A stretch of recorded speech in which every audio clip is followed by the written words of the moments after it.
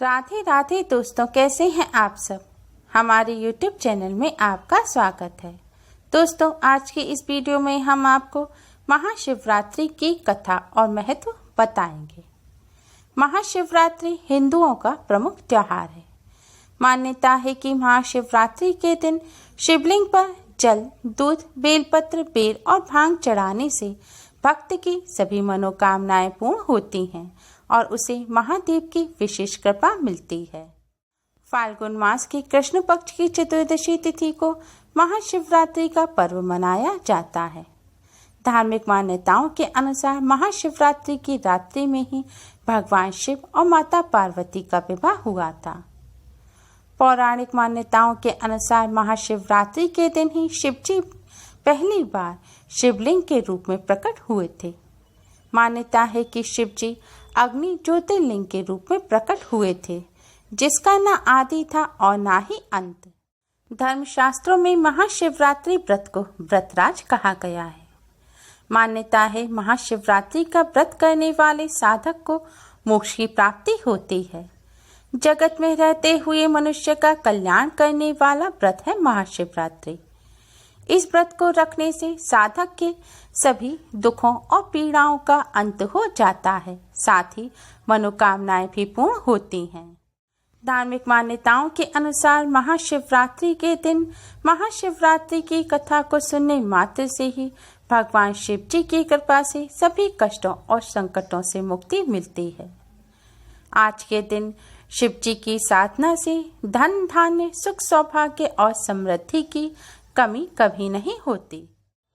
शिव पुराण के अनुसार महाशिवरात्रि की पौराणिक कथा इस प्रकार है।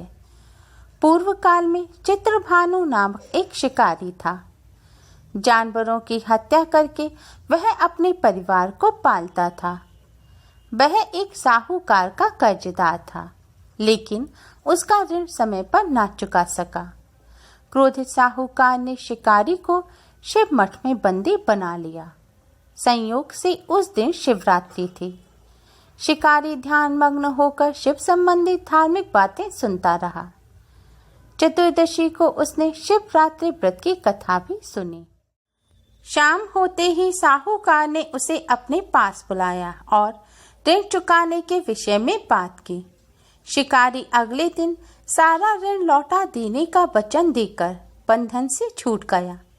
अपनी दिनचर्या की भांति वह जंगल में शिकार के लिए निकला, लेकिन दिन भर बंदी गृह में रहने के कारण वह भूख प्यास से व्याकुल था।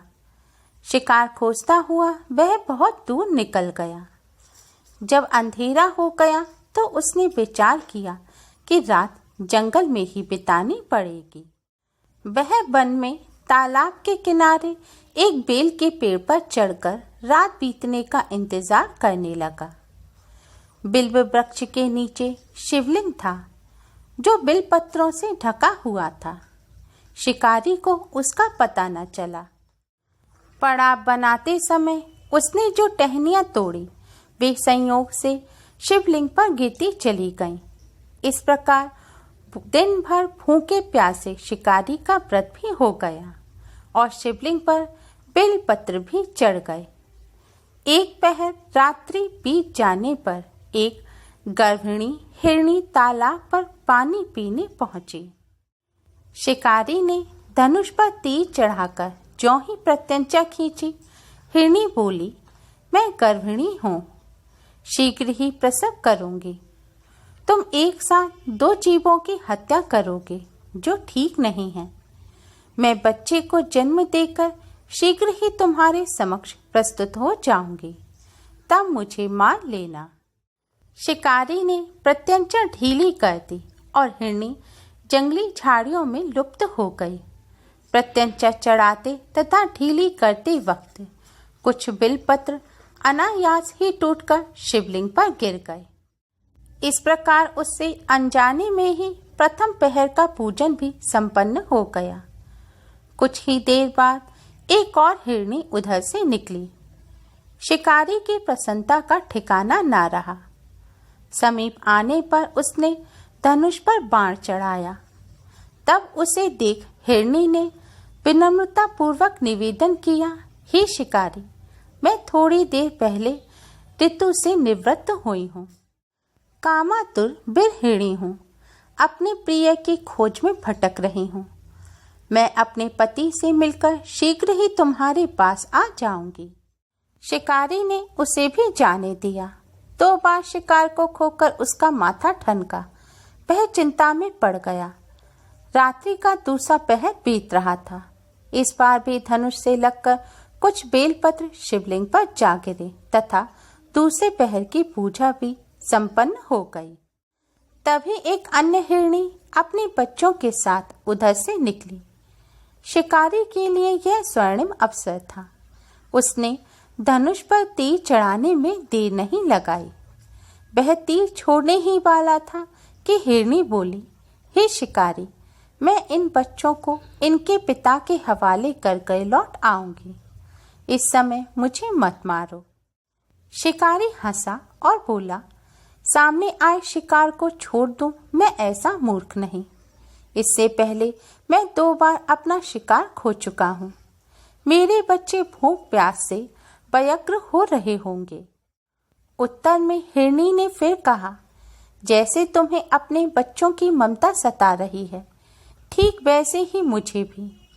हे शिकारी, मेरा विश्वास करो, मैं इन्हें इनके पिता के पास छोड़कर तुरंत लौटने की प्रतिज्ञा करती हूँ।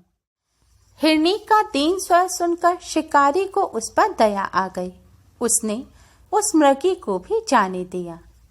शिकार के अभाव में तथा भूख प्यास से व्याकुल शिकारी अनजाने में ही बेल वृक्ष पर बैठा बेलपत्र तोड़ तोड़कर नीचे फेंकता जा रहा था।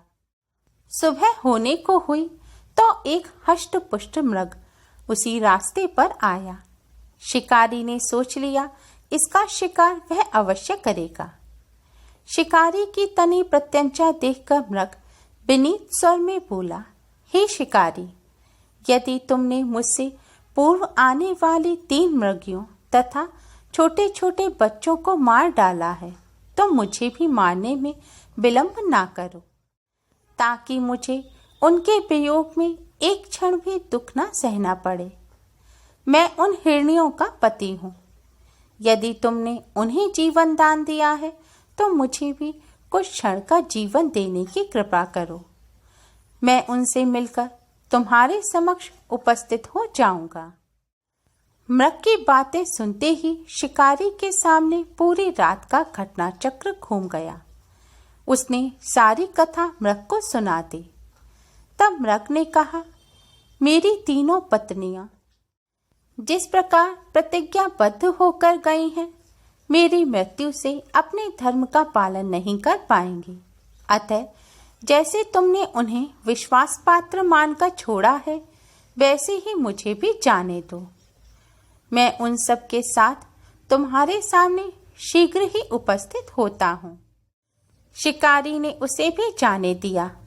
इस प्रकार प्रातः हो आई।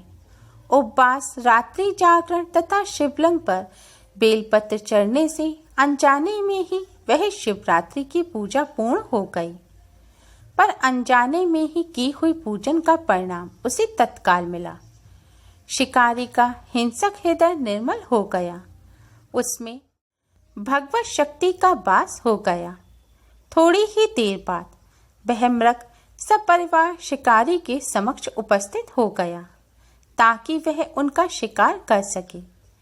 किंतु जंगली पशुओं की ऐसी सत्यता, सात्विकता एवं सामूहिक प्रेम भावना देखकर शिकारी को बड़ी ग्लानि हुई। उसने मृग परिवार को जीवन दान दे दिया। अनजाने में शिवरात्रि के व्रत का पालन करने पर भी शिकारी को मोक्ष की प्राप्ति हुई। जब मृत्यु काल में यमदूत उसके जीव को ले जाने आए तो शिव गरुड़ ने उसे वापस भेज दिया तथा शिकारी को शिवलोक ले गए। शिव जी की कृपा से ही अपने इस जन्म में राजा चित्रभानु अपने पिछले जन्म को याद रख पाए तथा महाशिवरात्रि के महत्व को जानकर उसका अगले जन्म में भी पालन कर पाए। शिकारी के कथानुसार महादेव तो अनजाने में किए गए व्रत का भी फल दे देते हैं, पर वास्तव में महादेव शिकारी की दया भाव से प्रसन्न हुए। अपने परिवार के कष्ट का ध्यान होते हुए भी शिकारी ने मृत परिवार को जाने दिया। यह करुणा ही वस्तुतः उस शिकारी को उन पंडित तथा पुजारियों से उत्कृष्ट बना देती है जो कि शिव रात्रि जागरण, उपवास एवं दूध दही एवं बेलपत्र आदि द्वारा शिवजी को प्रसन्न कर लेना चाहते हैं।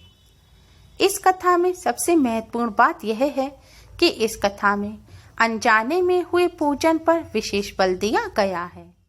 इसका अर्थ यह नहीं है कि शिव किसी भी प्रकार से किए गए पूजन को स्वीकार कर लेते हैं अथवा भोलेनाथ जाने अनजाने में किए हुए पूजन में भेद नहीं कर सकते। वास्तव में वह शिकारी शिव पूजन नहीं कर रहा था। इसका अर्थ यह भी हुआ कि वह किसी तरह की किसी फल की कामना भी नहीं कर रहा था। उसने मृत परिवार को समय एवं जीवन दान दिया जो कि शिव पूजन के समान है। शिव का अर्थ ही कल्याण होता है। उन निरीह प्राणियों का कल्याण करने के कारण ही वह शिव तत्व को जान पाया तथा उसका शिव से साक्षात्कार हुआ।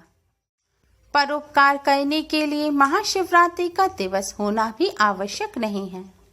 पुराण में 4 प्रकार के शिवरात्रि पूजन का वर्णन है। मासिक शिवरात्रि प्रथम, आदि शिवरात्रि तथा महाशिवरात्रि। पुराण वर्णित अंतिम शिवरात्रि है नित्य शिवरात्रि। वस्तुतः प्रत्येक रात्रि ही शिवरात्रि है।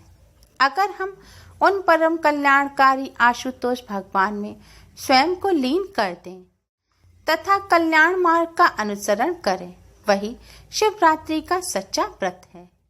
आज के दिन महाशिवरात्रि की यह कथा सुनने मात्र से ही भगवान शिव, माता पार्वती जी की कृपा से सभी कष्टों और संकटों से मुक्ति मिलती है। आप सभी को हमारी तरफ से महाशिवरात्रि की हार्दिक शुभकामनाएं। हर हर महादेव। उम्मीद है आपको हमारी ये वीडियो पसंद आई होगी। प्लीज लाइक करें।